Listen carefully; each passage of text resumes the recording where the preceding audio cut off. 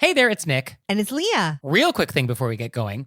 Please subscribe to our show and follow it. In whatever platform you're listening to us on. Yes, whatever app you're using right now, there's probably a plus button or a little bell or it says subscribe. Well, tap that, please. Just a quick little, and it makes such a big difference for us. We would really appreciate it. We really would. So please do that, and thank you. Thank you. And now, let's start the show. Yay!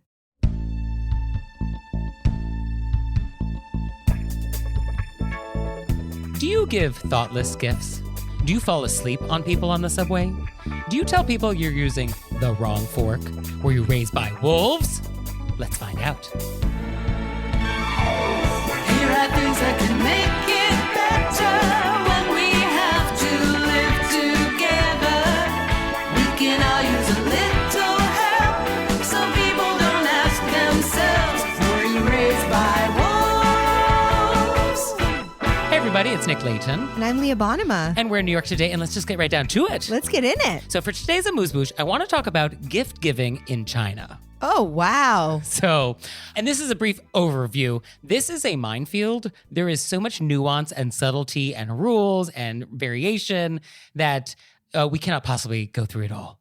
But I want to give some broad principles. I'm very excited about this. So, first of all, let's talk about some bad gifts you do not want to give in China. These include things like knives. Although, sidebar, I think knives are always a bad gift. I don't think you should give knives You as know a what's gift. funny is that I actually had a person this year go, I could really use some knives. And I was like, I think you're the first person who's ever said that aloud ever. But in China, knives, let's not do that.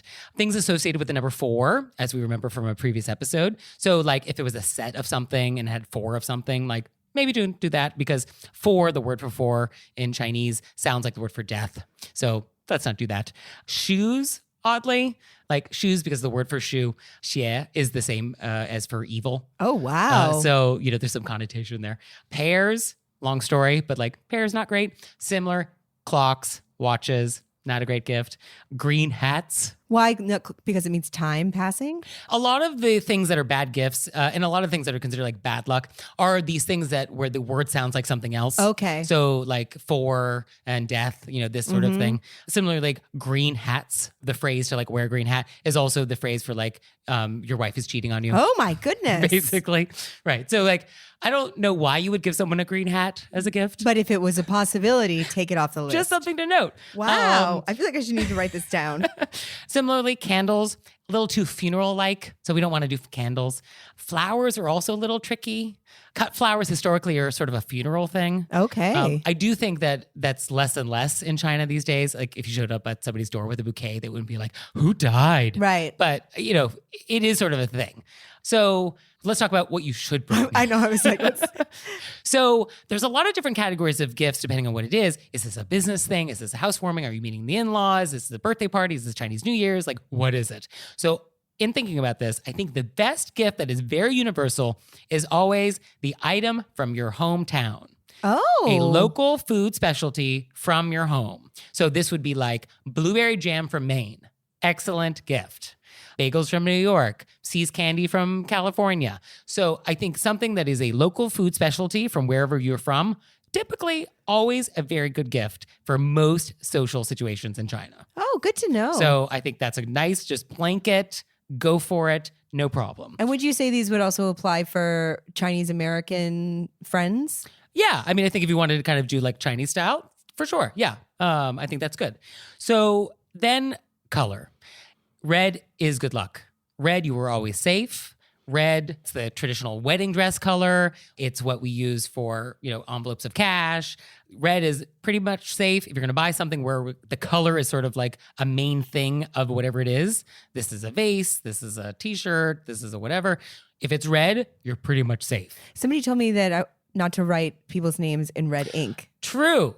Very good. Oh, yes. Red ink is not good. Okay. Because red ink is traditionally used for writing the names of the dead. Okay. It always comes back to that.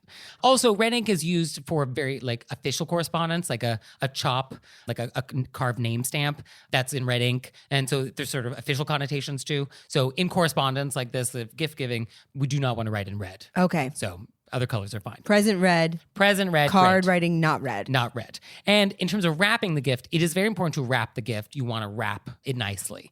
And red paper always a good choice. You're very safe.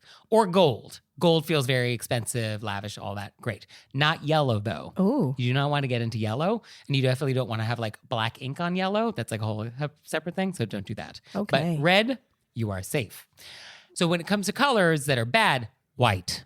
Really? White is a funeral color of grief. So if you send somebody white flowers, this is a funeral thing. So no white, no yellow. Well, certainly a traditional flower would be chrysanthemum Okay. for funerals, and chrysanthemums come in white and yellow. And so definitely white flowers of any color is just like, know that. But also yellow chrysanthemums would also be sort of a funeral thing. So you would want to avoid chrysanthemums. So if you ever picking out flowers, like chrysanthemums is just not a good choice. Roses are typically safe, I think. And then we get into more complicated things like peony and lotus and plum flower and things like that. Gets very complicated. But in general, I think flowers are not always a great gift. So maybe just take that off your list. Then you want to give the gift with two hands. Oh. The gift giving is always done with two hands. And when you receive a gift, you always want to receive it with two hands. So that's very important. And then That's nice. yeah, and other nearby countries have a similar sort of two-handed thing. So you always want to like receive and give with two hands. And then there's going to be a little dance. So if you're giving a gift, the host is going to decline the gift. Like, oh, no, no, no. And so you have to give it a couple tries. It's kind of like a vending machine. You got to give it a couple good pushes before you can tip it over. And similarly, if you were receiving a gift from a Chinese person, you don't want to accept it right off the bat. You want to be like, oh, no, no, you shouldn't have. And they'll be like, oh, no, you should. Oh, no, I can't. Oh, you should. Okay. Okay. So you want to do that dance both ways. And most of the time, gifts are not opened there. They're open later in private. Okay. So don't expect that your gift will be opened. This is not always the case, but just know that that's kind of the thing. So if you receive a gift, don't open it unless they like really insist and you think like, okay, I have to just open this thing now. And then let's talk about reciprocation. So thank you notes happen. Always universal. I feel like you can never go wrong with a thank you note, but it is also very important to reciprocate the gift. So at some point, you are sort of expected to now return the favor. And because in Chinese culture, the idea of face is very important, like saving face, you do not want to give a gift that is so extravagant where their ability to reciprocate it is now difficult. Oh, okay. Because this is now going to be a loss of face or it's going to make things difficult or awkward and all that. So you want to be mindful when giving a gift that like the reciprocation is probably going to be at a similar level of gift and you don't want to make that awkward.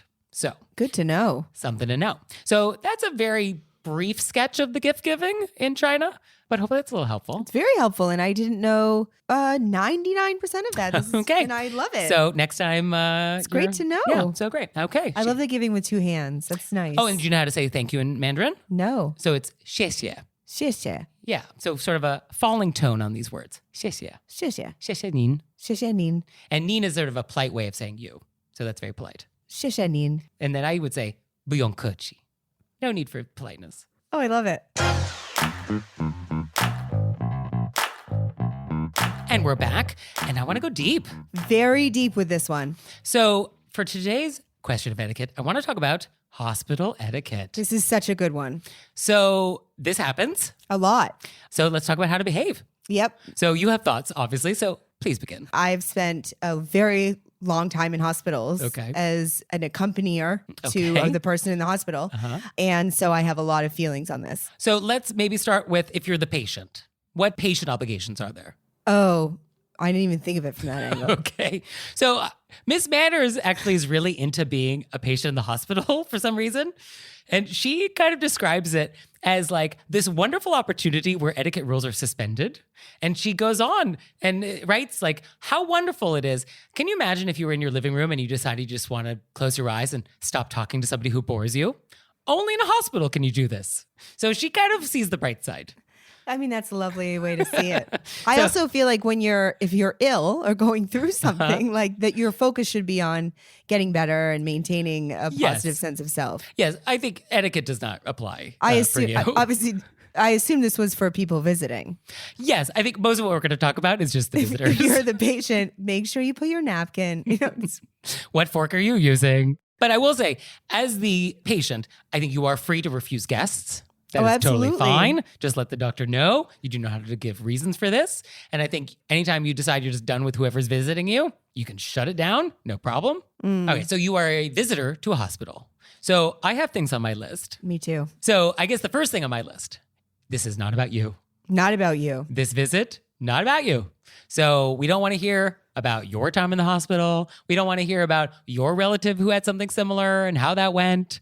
Like none of that. Oh, and also for our listeners, what happened to my mom was in a car crash. So she was in a coma for a long time. So she wasn't even, I was the person interacting with everybody. Right. So people would come in and make faces like, oh, that's bad. You know what I mean? And you'd be like, nope, nope, nope, nope, nope. Oh, so like somebody visiting you and your mom in the hospital would make a face, be like, oh. Oh, yeah, like, oh, this looks like she's not going to make. You're like, okay, you can take that outside. Okay. I would be very careful to have negative energy, no matter how a person looks or what the situation is. I just wouldn't bring it into the room. Well, we also don't want commentary. Yeah, you just of any sort. Yeah, just don't do that to someone. Yeah, that's good.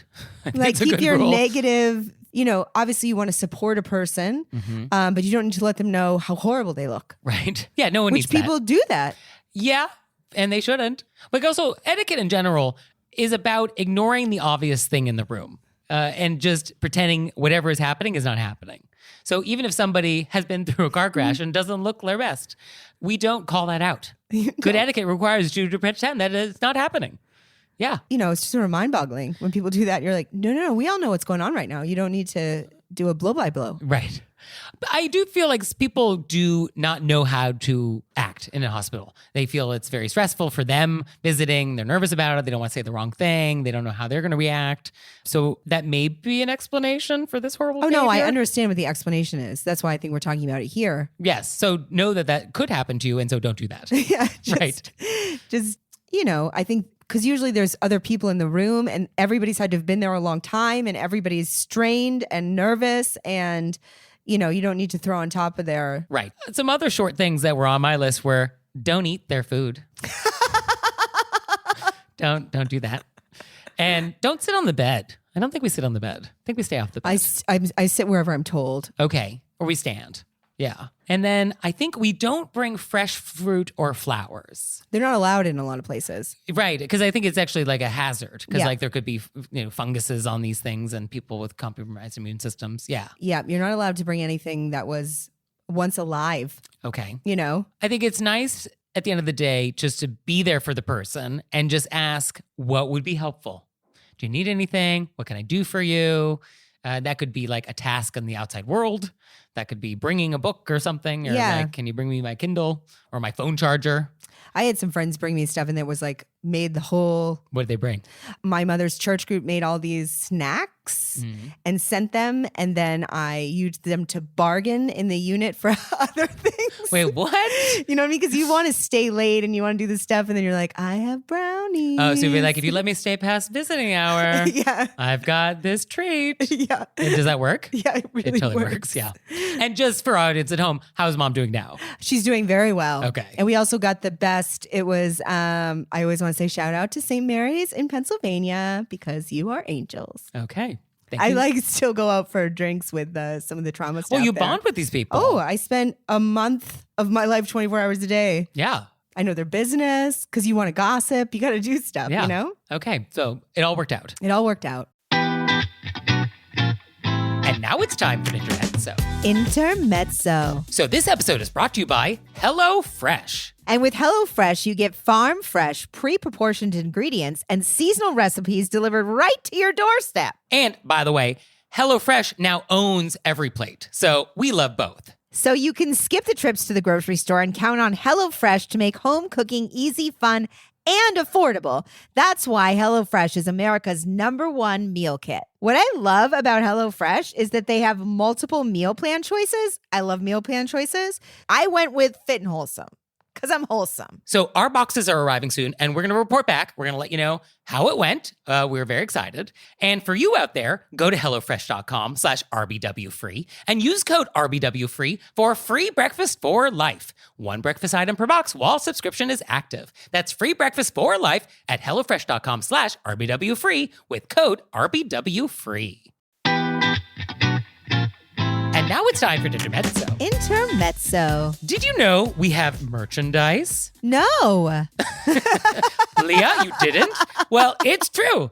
There's mugs, there's tote bags, there's t-shirts, there's pillows, there's stationery, custom stationery, boxes of stationery, all sorts of great stuff. So go to our website and check it out. And we're always adding to the pillow collection. Yes, anytime something comes up on our show, which is like, put that on a pillow, we do. So check it out. And we're back, and now it's time to take some questions from the wilderness. Ow! So our first question is, quote, I once had a friend who eco-shamed me about using a straw when I was driving her in my Prius, and she drives a diesel Mercedes and a vintage Jeep. I was speechless. Okay, I don't use straws anymore, but how could I have responded? I think this person is your friend, and you could just say, you own a diesel Mercedes.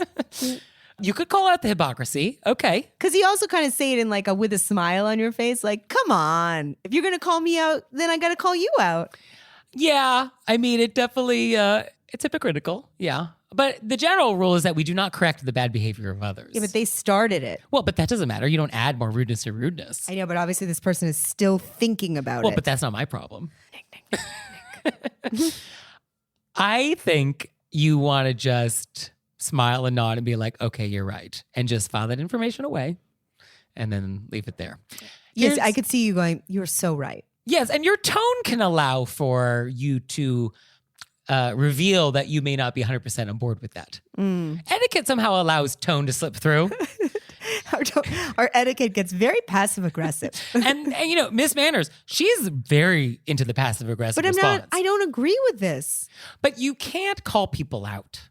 You can't add more rudeness to rudeness. I think that's very interesting because I feel like we constantly rub up against that where I don't see how being passive aggressive is actually less rude. So this is a fair point. But, and being actively passive aggressive.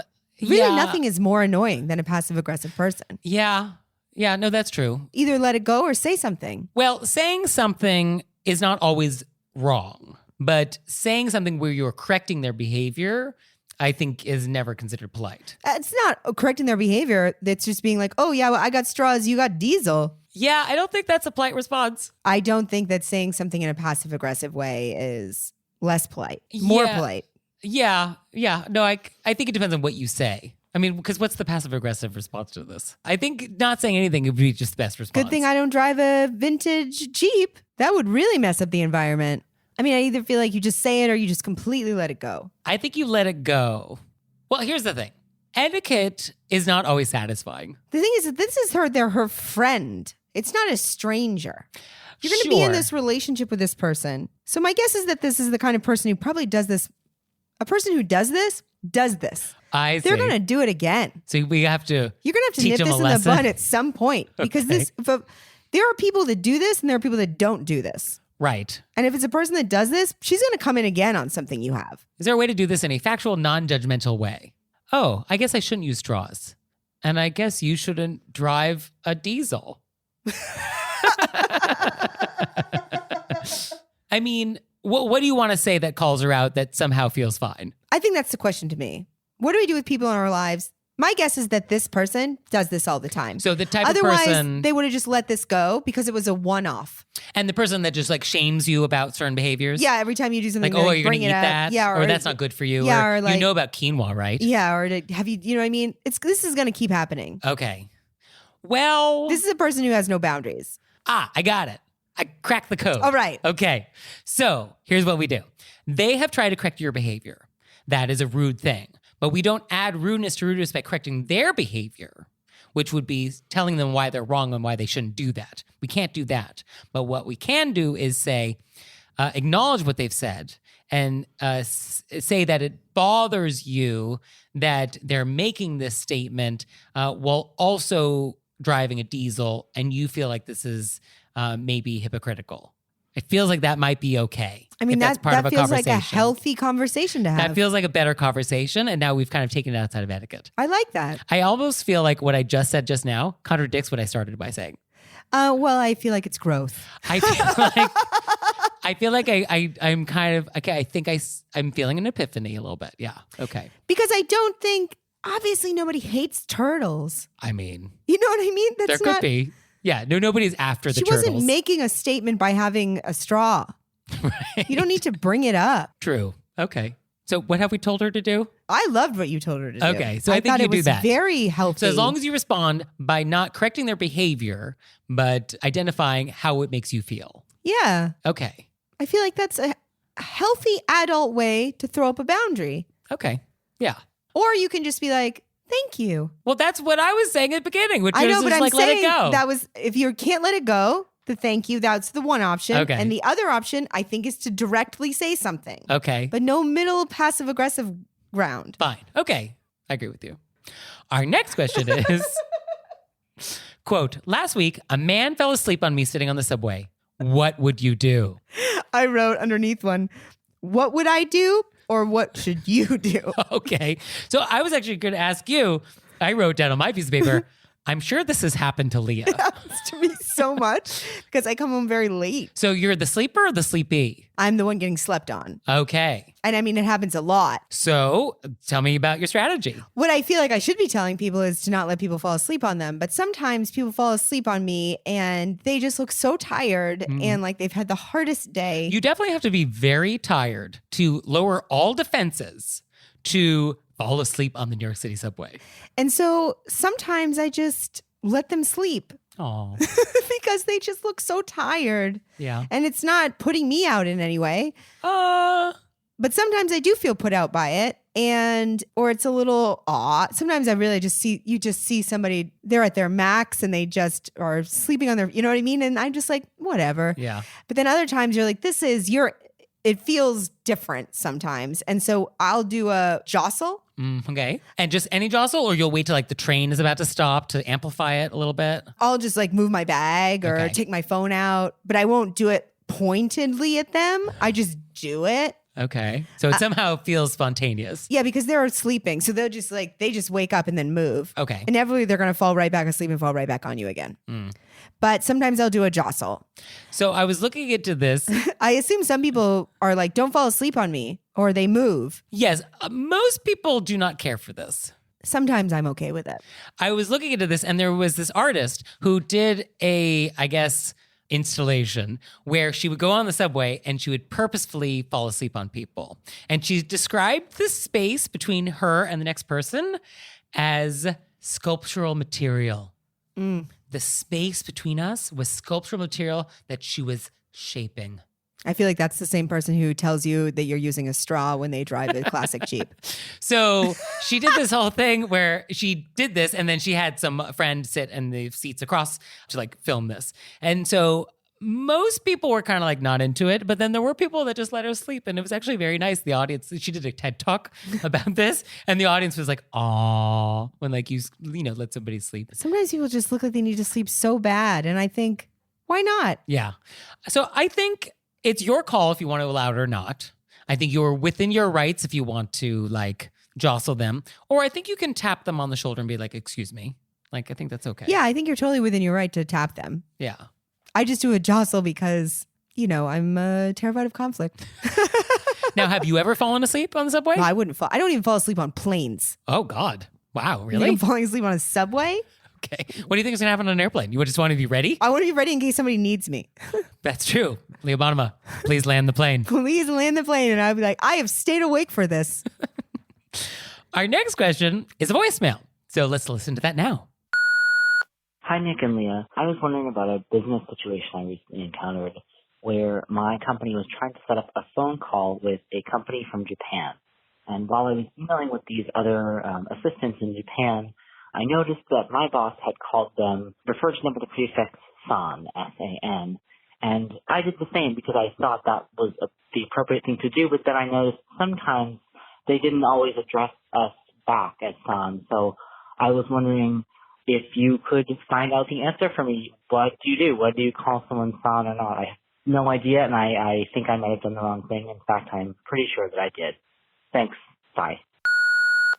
So Leah, what do you think? I think, I can't wait for Nick to answer this question. All right, Bonema-san. So san in general is just Mr.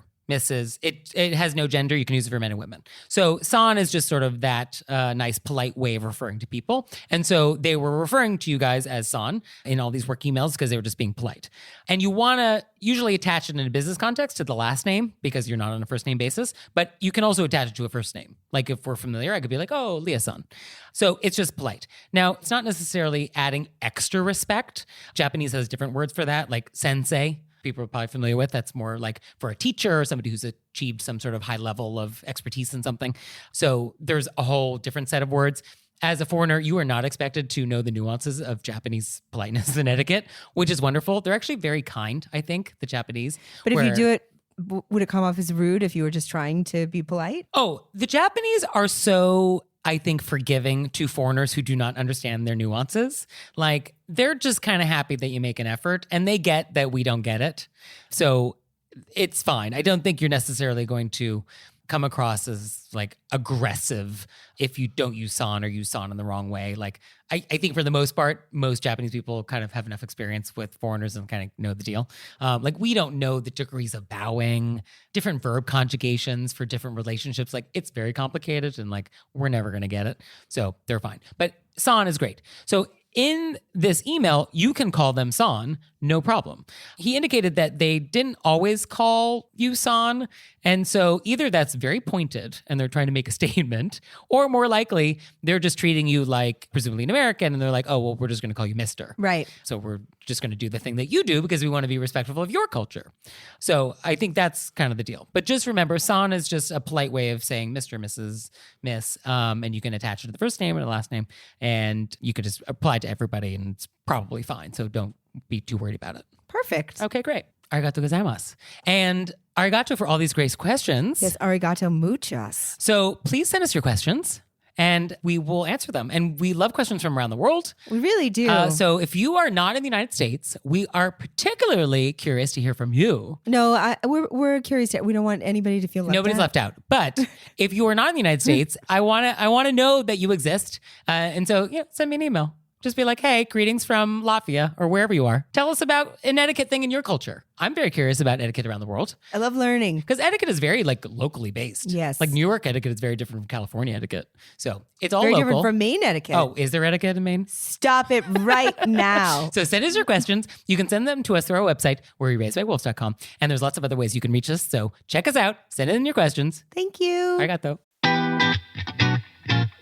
And now it's time for Intermezzo. Intermezzo. So did you know you can help support our show on Patreon? We have a Patreon. We do. And like there's tons of fun stuff there. There's videos, there's audio clips, all sorts of stuff. I was just thinking about how many videos there must be up there by now. Oh, there's a lot. There's a lot of bonus content that you have never seen if you do not join us on Patreon. So go to our website, select monthly membership, and see if that's something you'd like to do. We'd so appreciate it. We really would. So please check it out, and thank you. Thank you. And we're back, and now it's time to play a game we call Vent or Repent. Vent to repent. And this is our opportunity to vent about some bad etiquette thing that's happened to us recently, or we can repent about some bad etiquette thing we've done. So, Leah, would you like to vent or repent? What's interesting here is that I originally was going to repent. Oh. And then on the way here, I was reminded about one of my ventiest vents. Uh-huh. And I thought, you know what? I'm going to go with the vent. Okay. Which feels horrible. You know what I mean? Wonderful. I'm like, wow, am I? This is a safe space. Is it a safe space? It's safe. This is cold season. Okay, cold and flu season. Cold you and mean. flu season. Yeah. And I think as a comic, I come in close proximity to so many people. Sure. And multiple times this week, people have come up to me, hugged me. Then after touching my face near their, a hug. Okay. So they say, oh, I've been sick all week. One person went on to just tell me about this flu that he or she had that was devastating, where they were housebound. Oh. And then they said they don't even feel better yet. Oh. And I don't even know what's happening. I washed my face down with hand sanitizer. At least. Oh, as somebody who also works for themselves, I don't get sick day. I can't get sick. Yeah. So if you're just out there running wild, don't hug people. Oh, sure. Absolutely not. Say, I am just getting over something. And if you're in the middle of it, I'm just getting over something just in case, what? Don't hug me and then go on to tell me how you're in the throes of an illness. Oh, this is terrible. Yes. Besides maybe a little ability of mine to be a bit of a hypochondriac. Besides that, I just can't get sick. I'm going to give you a pass on like being overly concerned about being sick because I don't think that's relevant here. Oh, thank you. I think if you are coming down with something, even if you suspect it, I think the polite thing to do is not get other people sick. Just don't hug me. I think that's a good etiquette rule, which it is rude to get other people sick if you could avoid it. Why would you do that? So I think if you... So many people do it. Yes. They go in for the hug, and then after the hug, they're like, oh, I just had Ebola. So, yeah, don't do that. Oh, my goodness. That's terrible, yeah.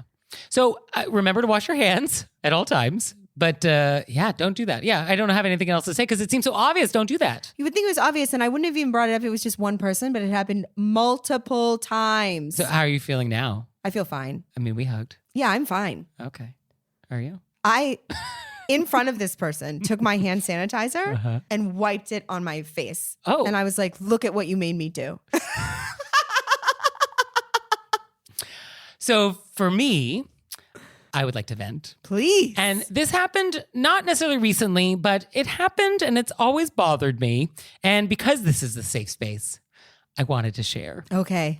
So I'm in San Francisco. I'm dining with a good friend. And I'm in arguably one of San Francisco's finest restaurants. I'm wearing a suit. There's linen. This is the type of place that has a butter program.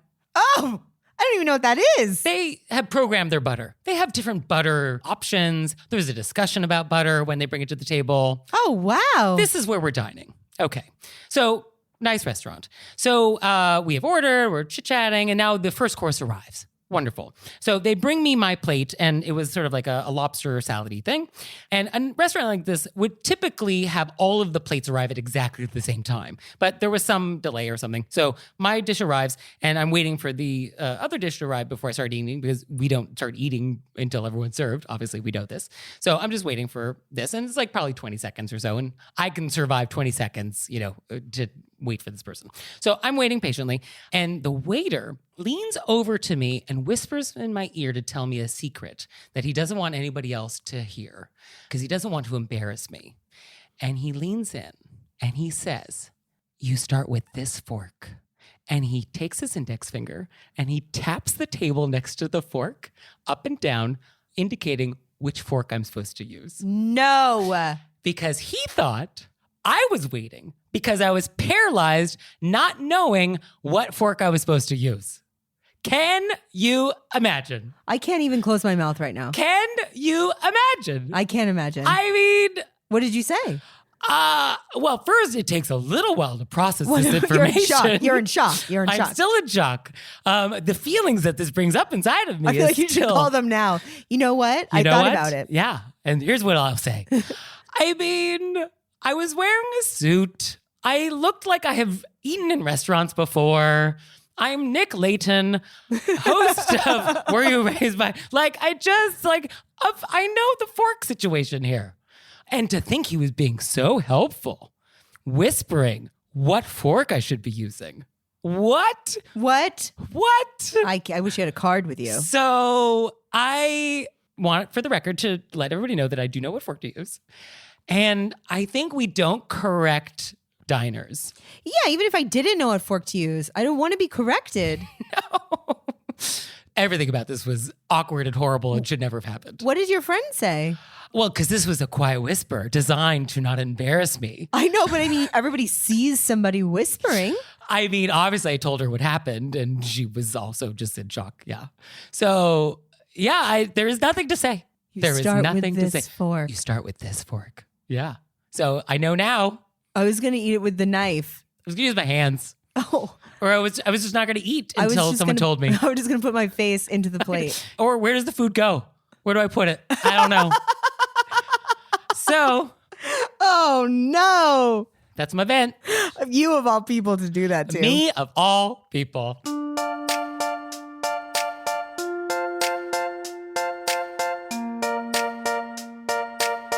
So, Leah, what have we learned? Oh my goodness. I learned a lot about Chinese gift giving. Sure. I'm very excited about that. On how? And I really liked the way we came to what I think was a healthy response to the turtle straw Yes. classic Jeep situation. Potentially. Yes. Because I feel like we're marrying being polite, but still setting up a healthy dialogue boundary. Yes. And I think in general, trying to find the line between setting boundaries and being polite is the struggle.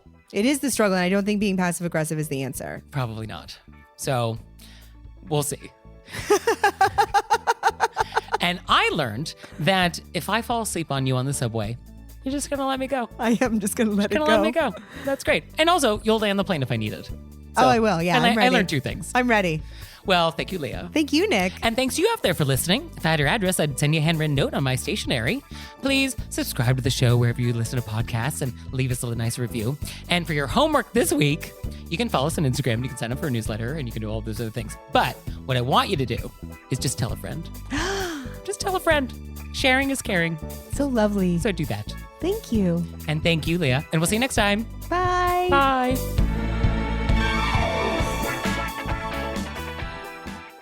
Nick's trying to oots out the kindness cordial. No, I won't edit it out. And Leah's concerned that this little Easter egg that we have at the end of the episode, no one's listening to it. So I feel like I'm forcing this on Nick, and he's trying to force it out. So if you're listening to these, if you're sticking around the episode to where we talk about it, send us an email saying like, oh no, we listened to this to make Leah feel better that her kindness is going out into the universe. I want everybody to feel kind and grateful. So this is 30 seconds of kindness. And do you want to go first or are you going to make me go first? I feel like I've gone first every time. You haven't, but I will go first. I'll today. go first. I'm No, happy to no. go first. I'd be delighted. to go Okay. first. So for me, I would like to talk about the amazing calligraphers that we have who have written the name of our show in their stunning handwriting and then sent them to us and then we put it on our Instagram. These are true artisans. Oh, gorgeous. And it is so lovely that people took the time to like use their art and have done something nice for our show too.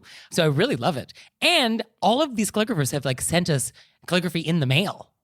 With beautiful stamps and like amazing postage and all that. Really beautiful. So- I know that was your 30 seconds, but I would like to add that, yes, gorgeous. Very gorgeous. So thank you so much for that. Very excited. So please send in more art if you're an artist and you want to do something that is inspired by the show. Please do that. Oh, it's gorgeous. All right, 30 seconds. Go. When I was home in Maine, my family has Wi-Fi that is slower than molasses. And a friend of mine was Or like, maple syrup. maple syrup can actually go pretty fast if Okay. you get it the right This is all season. coming out of your Okay, time. Anyway, no, this is not coming out of my time. So my friend was like, hey, just come in. She left the back door open for me to use their Wi-Fi. Okay. They were out at work. And then she left me like a little plate of cookies What? out for me. And then we read the same kind of book. So she'd like been saving books Oh. for me. And I just felt it was just so kind and lovely. And it was just such a friendly, nice gesture. I mean, come over for high-speed internet and cookies. And then they just left a little plate of cookies and it was like so heartwarming and I felt so loved and it was just so nice. You know what I mean? Someone saves books for you and a cookie plate and they trust you to let you go in the back. I mean, what a delight. And I'd like to say I'm so grateful for friendship. Aww. Oh, Leah, one more thing. What? Have you signed up for Patreon yet? I have. Me too. You out there, have you signed up for Patreon yet? No? Well, go to our website, wereraisedbywolves.com, click on monthly membership, check it out, because we would really appreciate it if you'd support our show. We love your support. We would. So please do that, and we'll see you next time. Bye. Bye.